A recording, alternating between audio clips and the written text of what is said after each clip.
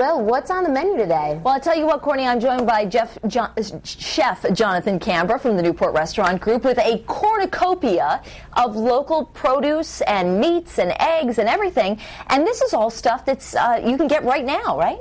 Definitely. That's the theme this morning, is everything that Rhode Island has to offer in the middle of February. It's amazing. I mean, look at all this stuff. We've got corn and apples and potatoes and milk and everything. Apple cider. Is this apple cider? It's a beautiful local apple cider. Now, tell me, how are we going to use these ingredients in our pork chops today? Well, we have the pork chops from a couple different farms here in Rhode Island, from Hill Farm and Simmons Farm.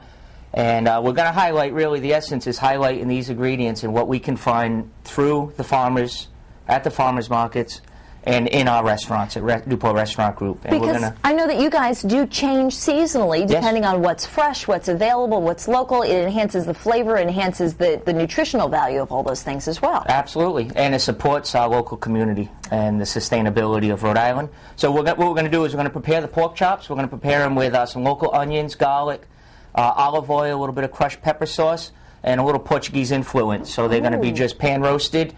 And we're going to slice them and serve them with some beautiful local greens that are grown right here in Rhode Island. Do you have an official name for this, or is it just a pork chop dish? It's a excuse me. Yes, get ready. Prepare, please. It's a grilled Portuguese style pork chop. Okay. That's what we have today. And just tell me one other thing. What is the Portuguese influence? The Portuguese influence would be the olive oil, which is definitely not local. That's right out of Portugal. It's an extra virgin olive oil, and also a crushed pepper sauce that we make at the restaurant, which is very spicy, very, very spicy. Oh, yeah, you can tell already. Garlic, salt, and hot crushed peppers. And then we're going to toss all of that together with some white wine from Sakana Vineyards, some olive oil, onion, and bay leaf. And maybe I can get a glass of this apple cider? Absolutely. Yes. We can warm it up with a little bit of cinnamon. Well, great. We're going to get started on that in just a moment. For now, though, the recipe and ingredients is on foxprovidence.com. Over to you.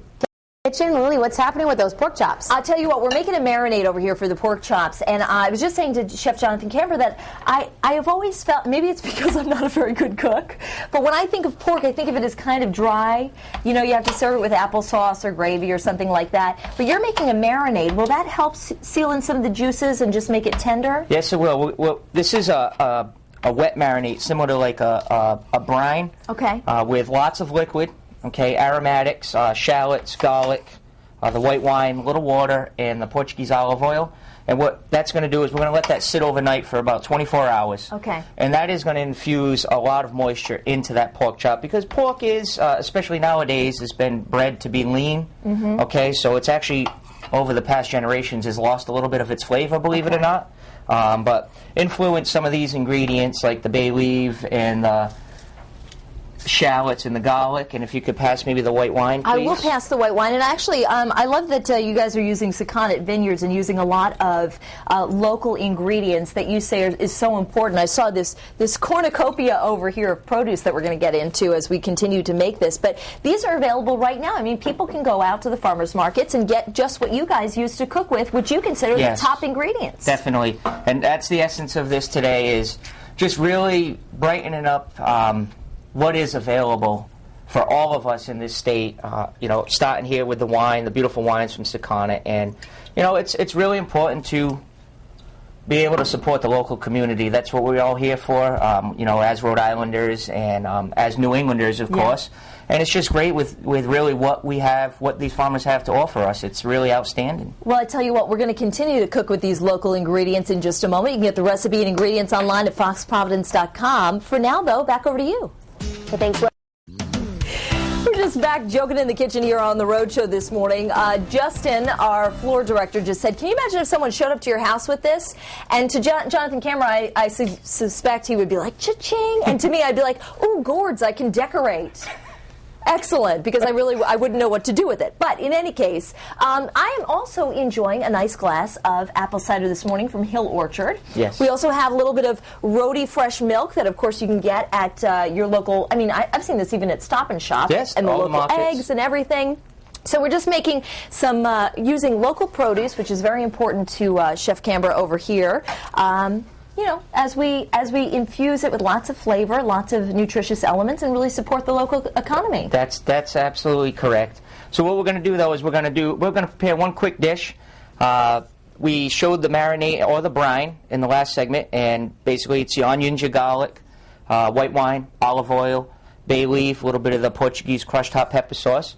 We let that sit overnight for about 24 hours. And you were saying this would be, typically would be full up to the top, so the pork chop is fully submerged. Yes, yep. Submerge it completely in the liquid. If you don't have enough liquid, you could always add a little bit of wine. That's not going to hurt it. Okay. Just adjust the seasoning, perhaps before you go to cook it, with a little salt and pepper. So once we have it all marinated, we take it out, and then what? What you want to do once you take it out of the marinade is pull it out and just make sure that you pull whatever moisture is left off of the pork chop. Why do you want to do that? Only because when you hit the hot oil, you want to be very cautious. It's a hot pan, hot oil. A lot of the moisture that's on that chop is going to just come up off the pan. Okay. So we have about a medium-high heat here on the saute pan. A little bit of the olive oil from Portugal. A little bit of the Portuguese olive oil. You can use a blended oil, a canola oil. Whatever, olive oil is definitely the best oil for health reasons nowadays. Now, do you notice any flavor between like the Italian olive oil and the Portuguese olive oil? Is there any flavor differences, or is it essentially the same? There's flavor differences. The olives from the regions will definitely make the flavor profile and the characteristics of the oil different. Much like a wine. Much like a wine, but still we're utilizing an extra virgin olive oil, which you need to be cautious with because you can burn the essence of the oil and lose a lot of the flavor if your pan's too hot. How long are we going? Is this going to be one of the situations where we sear it on both sides and then pop it in the oven? Yes, we're going to go about 2 minutes on this one side here. Okay, what we want to do is we want to caramelize it. That's going to pull out a lot of the natural sugars of the protein and increase the depth of flavor. And build what we want for our dish. What is this, when you make a pork chop like this in the brine that you've marinated, what do you usually serve it with? Because I always think pork chops and applesauce. Pork chops and applesauce is very traditional. The Brady Bunch, they told me. I said, why am I walking around saying pork chops and applesauce? They said, you saw that on the Brady Bunch. Everybody loves the Brady Bunch. That's right. So what do you usually serve this with? Well, this being Portuguese influence or Portuguese style, Portuguese people, we love potatoes. We love starch. Yeah. So you can serve it with. So do we Irish. Well, you can serve it with a little bit of sautéed potatoes or grilled potatoes or roasted potatoes, anything that you can find locally. Yeah, tell me about some of the ones that you have in here. Is this a russet potato? Well, no, we have a few different potatoes here. This is actually a red flesh bliss potato. Okay. Okay. We have in your hand here on the left is a golden Yukon potato. Is this a fingerling potato? That's a fingerling. Yep. Okay. That's a beautiful fingerling potato. Because it looks like one of these, right? Yeah. I'm just going to turn the pork chop over. Okay. Oh, and look at that color on that. So that's what you want to see there. You want to get your caramelization on the chop. Okay. Well, I tell you what. I know we only have a few seconds left, and I know that you've made one already. When you do pop it in the oven, it's going to go in at about a low heat, 270, right? Actually, no. We're going to go in. This one's just holding in there. You want to go into the oven at about 350 degrees. Okay. Okay. And then you pull it out. You want to cook your pork chop through medium. Okay. That's probably best for if you're doing a dinner party. Most guests will appreciate that temperature. I didn't realize you could cook it at a different degree of temperature. But I tell you what, I'm going to steal one piece here, and I know you're going to plate that up. Okay. So we're going to let you plate that up. In the meantime, I'm going to steal a bite, and then we're going to throw it over to Michelle. Oh, that's good. Oh, that's really good. So just a little family-style plating. We have just a little wonderful local baby greens and the pork chop. I have to say, so much flavor, not dry at all. I mean, that's the best pork chop I've ever had. Thank you. Thank you so much for making me fall in love with the pork chop, Chef John. Wonderful. Michelle, over to you.